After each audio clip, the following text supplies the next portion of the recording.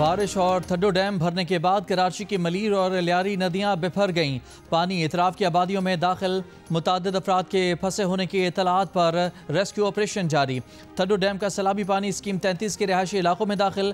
तर्जमान वज़ीर आला सिंध के मुताबिक थड्डो डैम में पानी की सतह बुलंद होने से पानी M9 से टकरा गया। जमाली पुल के करीब M9 पानी से भर गया। सिंध हुकूमत ने M9 के बीच की दीवार तोड़कर पानी को रास्ता देने का फैसला किया। लियारी नदी में भी तुगयानी FB area, Shafiq colony, Hasan Numani colony, Sohrab Goth, Lyari Bakra Piri के करीब भी नदी का पानी घरों में दाखिल। कई फुट पानी जमा होने से घरों में मैसूर। कश्तियों से रेस्क्यू ऑपरेशन। गुलशन इकबाल के करीब लियारी नदी में फंसे 2 अफराद को बहिफाजत निकाल लिया गया।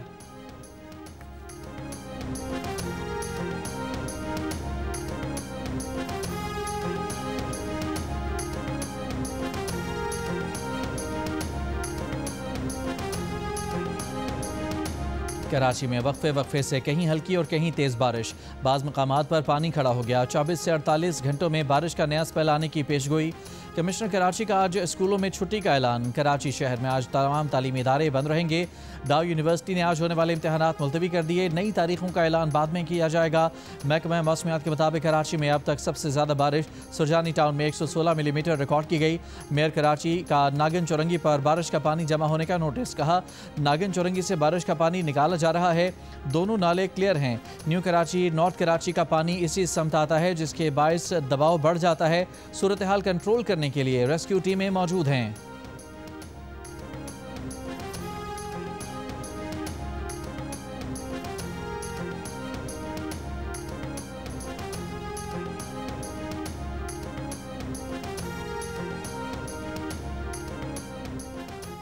कराची की मलीर नदी में पानी की सतह में इजाफा। थड्डो डैम भरने के बाद स्पिलवे से आने वाले पानी ने नदी की सतह और बहाव में मजीद इजाफा कर दिया। मलीर नदी में पानी ज़्यादा आने पर कोरंगी कॉजवे को ट्रैफिक के लिए बंद कर दिया गया। पुलिस के मुताबिक ट्रैफिक को गोदाम चौरंगी से जाम सादिक पुल भेजा जा रहा है। महमूदाबाद से ट्रैफिक को एक्सप्रेस वे कयूमाबाद भेजा जा रहा है। मुजफ्फरगढ़ अलीपुर के इलाके सैदपुर में 8 अफराद सैलाब में डूब गए। 2 अफराद को बचा लिया गया। एक बच्चे की लाश निकाल ली गई। 5 की तलाश जारी है। लोधरा में हिफाजती बंद टूटने पर हयातपुर, मुरादपुर और पीपलवाला समेत मुतादिद बस्तियां ज़ेर आब आ गईं। सैलाब में फंसे 3 लड़कों को रेस्क्यू कर लिया गया।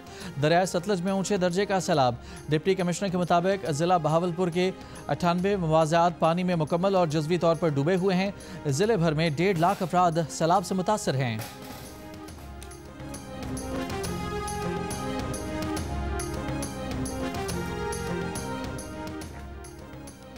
जंग बंदी की अमरीकी तजावीज़ पर हमास की रजामंदी के बाद इसराइल का कतर में हमास क़यादत पर हमला। अरब मीडिया के मुताबिक हमास रहनुमा खलीलुल हया शहीद हो गए। हमास ज़राए ने कहा है कि तमाम हमास रहनुमा हमले में महफूज रहे। इसराइली अहदेदार के मुताबिक हमले से पहले अमरीका को एतमाद में लिया गया। अरब मीडिया के मुताबिक हमले के वक्त हमास का इजलास जारी था, जिसमें खालिद मशल समेत 5 सीनियर रहनुमा मौजूद थे। कतर ने इसराइली कार्रवाई को कतर की सालमियत और खुद मुख्तारी पर हमला करार दिया। वजारत खारजा ने कहा कि ये मुजरिमाना हमला बैनुल अक़वामी क़वानीन की खुली खिलाफ वर्जी है।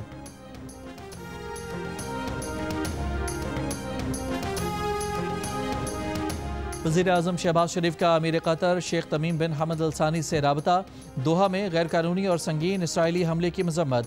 अमीर कतर शाही ख़ानदान और कतर के अवाम के साथ इजहार यकजहती किया।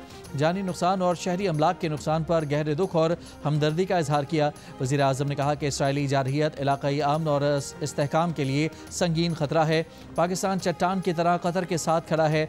अमीर कतर ने इजहार यकजहती पर वज़ीर-ए-आज़म शहबाज शरीफ से इजहार तशक्कुर किया।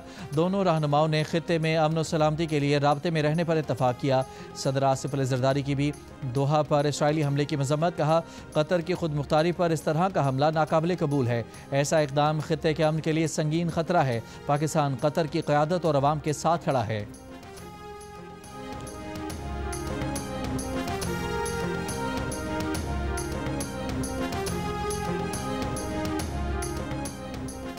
सऊदी अरब की कतर पर इसराइल के फ़िज़ाई हमलों की मजम्मत। सऊदी वली अहद मोहम्मद बिन सलमान का कतर के अमीर शेख तमीम बिन हमद अल सानी को फ़ोन। सऊदी मीडिया के मुताबिक सऊदी अरब ने कतर पर हमलों को इसराइल की जारहियत करार दिया।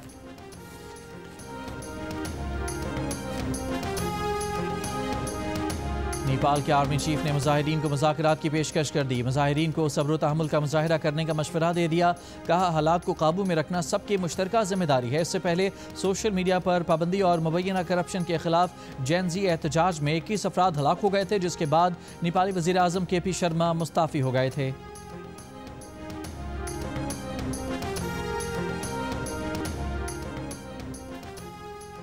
मुल्क भर के लिए माहाना फ्यूल एडजस्टमेंट मद में बिजली सस्ती। नेपरा ने फ्यूल एडजस्टमेंट मद में बिजली ₹1.79 फ़ी यूनिट सस्ती कर दी।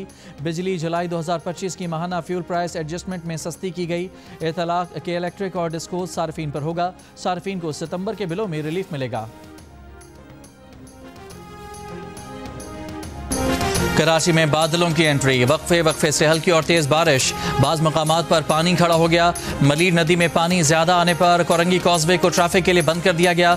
24 से 48 घंटों में बारिश का नया स्पेल आने की पेश गोई। वज़ीर आला सिंध मुराद अली शाह की हिदायत पर rain emergency traffic management plan जारी। मुमकिना अर्बन फ्लडिंग की सूरत में हंगामी इक़दामात की हिदायत कर दी। शहरियों को बर वक्त मदद फराहम करने का हुक्म दे दिया। NDMA के मुताबिक हालिया मानसून का आखिरी शदीद सिलसिला होगा।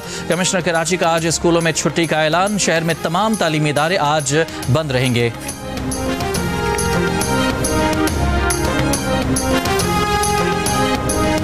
हैदराबाद में शदीद बारिश, हर तरफ पानी ही पानी। रेलवे ट्रैक भी पानी में डूब गया। ट्रेन पानी में डूबे ट्रैक पर चलती हुई मंजिल की तरफ रवाना। शहर के नशेबी इलाके भी पानी में डूब गए। हैदराबाद के न्याज क्रिकेट स्टेडियम में भी पानी भर गया। पानी की निकासी के लिए जनरेटर का इस्तेमाल। थर में डेप्लो तहसील अस्पताल में बारिश का पानी आ गया। अस्पताल की इमारत को बंद कर दिया गया। OPD मुतबादिल जगह मुंतकिल। पटीदन शहर और गिरदोनवा में कहीं तेज़ और कहीं हल्की बारिश। सजावल, ठट्ठा और नशर फिरोज में भी बारिश। नशेबी इलाकों में पानी जमा हो गया।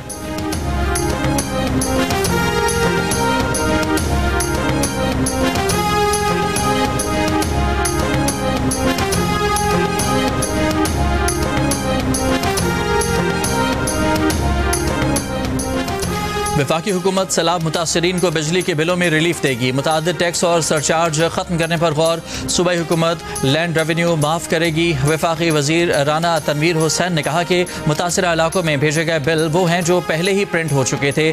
इसी माह मुतासरा इलाकों का सर्वे मुकम्मल कर लेंगे।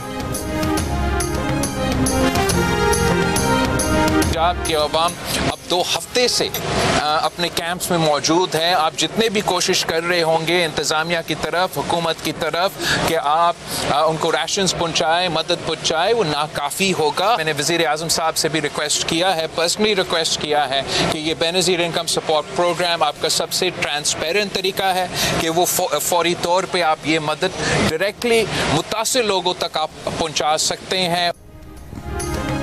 वज़ीर आज़म से बात के बावजूद सैलाब मुतासरीन की इमदाद में ताख़ीर हो रही है। बिलावल भुट्टो की दुहाई, कहते हैं कि उन्होंने वज़ीर आज़म से बात की थी कि सैलाब मुतासरा इलाकों में बेनज़ीर इनकम सपोर्ट प्रोग्राम के तहत इमदाद पहुँचाई जाए। 2 हफ्ते हो गए, पंजाब के अवाम अभी तक इमदाद के मुंतज़र हैं। वो वफाक से सिंध के अवाम के लिए भी यही दरख्वास्त दोहराएंगे।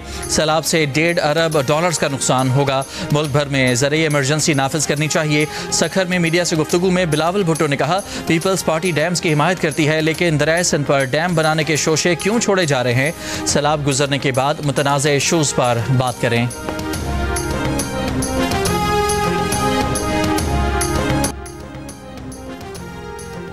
एशिया कप क्रिकेट टूर्नामेंट के ग्रुप बी में अफगानिस्तान ने हांगकांग चाइना को 94 रन से हरा दिया। अफगानिस्तान ने सिद्दीकुल्लाह और अजमतुल्लाह उमरज़ई की निस्फ सेंचुरियों की बदौलत 6 विकेट पर 188 रन बनाए।